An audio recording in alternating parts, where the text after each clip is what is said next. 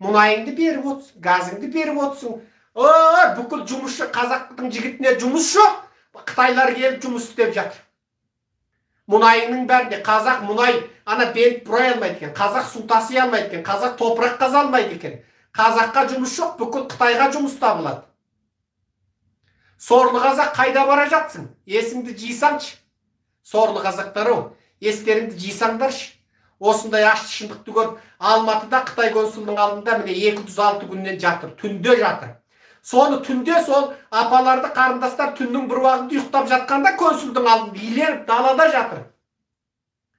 Соны Құдай біледі, Қытайдың бүлікшілдері келіп бауыздап кетсе, немесе кәмәзбен мүжіп кетсе де, сол сорлы қазақ отырасың білмей. Иесі жоқ, сұраушысы жоқ. Қандай сорлы ел болдық? Қандай сорлы ел болдық? Ал, кеше ойбай деп үңгірден шығып, бірдеңе жолдайды екен деді. Күттік, не жолдайды екен деді. Шеттегі 7 миллион қазақ туралы бір 7 ауыз сөз бар ма? Жоқ. Қытайда қорлық көріп жатқан 3 миллионда 5 миллион қазақ туралы бір ауыз сөз бар ма? Жоқ. Ол немене деген оттаған әңгіме? Немене деген оттаған әңгіме ол? Сонда?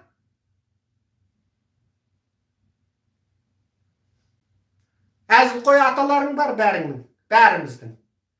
Бункерінен, ана үңгірінен шығады да, бала жасайтын кезде бізбен ақылдаспадыңдар ма дейді. Отырайық енді, келіншегімізді искеу үшін арыз жазып, өтініш жазып, сізбен ақылдасайық деп едік. Не туралы ақылдасасың ба? Келіншегімді искейін деп едім, бір бала керек болып тұр еді, сізбен ақылдасайық деп едік деп отырайық бәріміз. Енді қалған сол еді, өндіріс ашпайды, кәсіпкер рұқсат бермейді. Дамбал тігетін, байпақ тігетін өндірісің жоқ. Ой, бетпақ даладан мұражетхан ашайын десең, соның мұражетхананың бойынан 2 метр биік қағаз алып, ең соңында сол ел басыңнан қол қойып ұстасын сорлы қазақ. Ал бірақ қалың келімсек шетелдік жеріңде таяңдап жүреді. Жүр, бір Астанада 10 мың қазақтың қызы жезөкше. Бір Астанада 10 мың қазақтың қызы жезөкше. Бүкіл бәріне кредит береді. Қазақтың жас қыздар алады, айфон алады, ноутбук алады, жұмысқа кіреді. Бәр, міне, зинақорлық өрбітті. Оң нәрсе жоқ, оң нәрсе жоқ. Анау, құрмет бар еді ғой, ана батыстағы шөп жоқ, қырылып жатқан малға шөп тасты. Соның вагонын, пойызын өртеп жіберді міне. Астанада анау сауда сарайы ол жанып жатыр. Арысың ол жарылды, Таразың ол жарылды. Мына бүкіл дүние жүзінде мына індет бәсеңдеп келеді, Қазақстанда қырылып жатыр. Мына өзбегінің өзі Америкадан вакцина алдырады, әке деп жүр. Сен отырсың сорлы Қытайдың вакцинасына қалтырып бүкіл елді. Бүйтіп сендердің ел басқарғандарың құрысын. Бүйтіп ел басқарғандарың құрысын.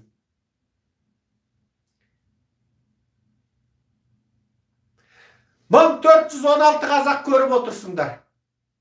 Саусақтарың 10 тоннамасы да бір лайк басыңдар. Facebook көріп отырсыздар, бөлсіңіздер, міндетті түрде. Бүкіл Facebook группаға бөлсіңіздер, қорықпаңыздар. Сілтемесін көшіріп алып, линкін, ссылкасын дейді. WhatsAppқа таратыңдар. Группадан группаға бөлсіңдер. Instagram сіздер де бөлсіңіздер. Менің сөзім осы. Қандай елде жасап жатсыңдар қазақтар? Ояныңдар.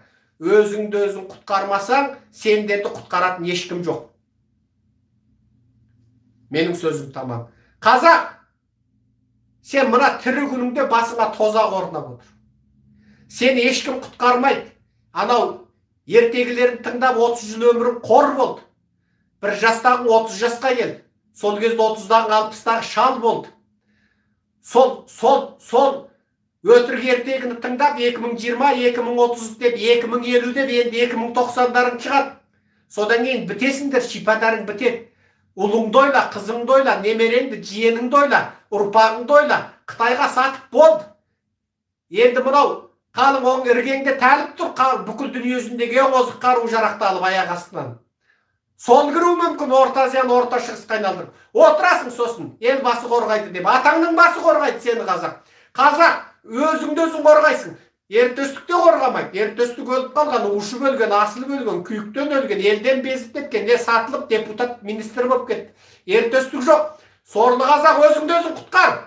Алдымен бәрін көшеге шық. Алматы, Астана, Қызылорда, Орал, Шымкент, Ақтау, Атырау, Ақтөбе. Бір Қытайды көріп, алайып қарап көріңдерші алдымен. Өле қалам екесіңдер. Бір Қытайды көріп, әдемілеп тауып, сосын көздеріңді бүйтіп ежірейіп, бір алайып қараңдар. Бұл жеткізіп жерге түкіріңдер. Сөйтіп бір наразылығыңды танытшы, сорлы қазақ, сорлы қазақ, сорлы қазақ. Біз істедік, біз күрестік, бүкіл дүние жүзінде Қытайдың қылмысын аштық. Артымыздан қуғын түсті, өлтірем деді, қырам деді, ұстады, соттан, жарым жыл түрмесінде үй қамағында болды. Онда шақты мәрте сот болды. 2017-ден бастап бізді үрей, қорқыту, 4 мәрте ескерту берді, 2 рет үйден тұтқындады. 2019 февралдың 13-ші күні әкімшілік сот болды, Наурыздың 5-і күні апелляциялық сот болды. 2019 Наурыздың 10-ші күні тұтқындады, барымталады. 2019 Наурыздың 11-ші күні үй қамаққа қамады, түрмесінде де болдық. Одан 10 ба, 15 ба бірдеңе сот болды. 2019 шілденің 29-ші күні Алматыға ауыстыруға шешім қабылдады. Заңды бұзып отырып бізді, өзіміздің пропискамыз жоқ Астанада, заңсыз түрде басқа біреудің үйінде тұрғызды, Бекзат Мақсұтхан үйінде. Сен соны қаладың дейді. Мен қалағам жоқ десем, жоқ, сен соны қалап, өз үйің емес Астанада тұрам деп айтын дейді. Заңды белшесім. 2019 августтың 15 Алматыға алып келді қарулы күзетпен. 2019 августтың 16-ші күні соттады. Америка, Еуропаның қысымымен, Қытайдың қысымен екі жаққа жалтақтап отырып, Тоқаевтың кеңесшісі кеп, 7 жыл саясатқа кірмейсің, саяси ұйымдарды, топтарды басқармайсың деп соттады. Провинциялық бақылауым 2019 декабрьдің 31 бітті. 2020 январдың 1 күні нағыз Атажұрт еріктілердің офисіне келіп, еден жуушы болып қызметке тұратынымды жарияладым. 2020 жылы январдың 2 күні Қытайда сұмдық ауру тарап жатыр, абайлаңдар деп үндеу тастадым. Ал сол январдың 2-сі шекараны жап, Қытайдан байланысты өз, Қытайда сұмдық ауру тарап жатыр деген үндеуім тұр. Қытайда сұмдық ауру тарады. Тұр, каналда тұр. Мен сол провинциялық бақылау біткенше бүкіл интеллигенциялыға қоңырау шалып, Қытайда ауру тарап жатыр дедім. 2019 жылдың декабрінен бастап үндеу тастадым. 2020-ның январдың 2-сі өзім тастадым. Провинциялық бақылау мерзімім полицияның тергеуі аяқтағанда. 2020-ның сәуірінде бір қылмыстық іс қозғалды, 174-ші бап, тағы да 10 жылға соттауға. 2020-ның июнінде екінші қылмыстық іс қозғалды, заңсыз иелік ету деген. 7 жылға, 5 жылға соттауға. Тағы әкімшілік сот қозғалды 2020-ның августының 18-ші күні. Сосын кейінбіге өлтірем, не өзің өліп балашағың қалады, не балашағың өліп өзің қаласы дегенде шетелге кетуге мәжбүр болды. Біз ең соңғы күшімізді жұмсадық. Қара тұяқтан қал кеткенше ұлт үшін, қазақ үшін күрестік. Сен не қылдың? Осы сұрақты қой әрбір қазақ. Сен не істедің? Әрбір қазақ ертең Құдайдың алдында, шексіз құдіретті күллі ғаламның жалғыз ғана жаратушының алдында сен жауап бересің. Сол кезде сен не істедің? Әрбір өзін мұсылманмын дейтін қазақ, әрбір өзін тақуамын дейтін қазақ. Не істедің? Мейлі сен христиан қазақ бол, маған бәрібір. Мейлі сен католик қазақ бол, Иеговашы қазақ бол, мейлі сен тәңіршіл қазақ бол, мейлі сен жай зайырлы қазақ бол, мейлі сен жаңағы коммунист қазақ бол. Не істедің сен? Айтшы соны. Өзіңнің ұятыңның, ұжданыңның, арыңның алдында айтшы. Не істедің сен? Халқың үшін, қазақ үшін не істедің?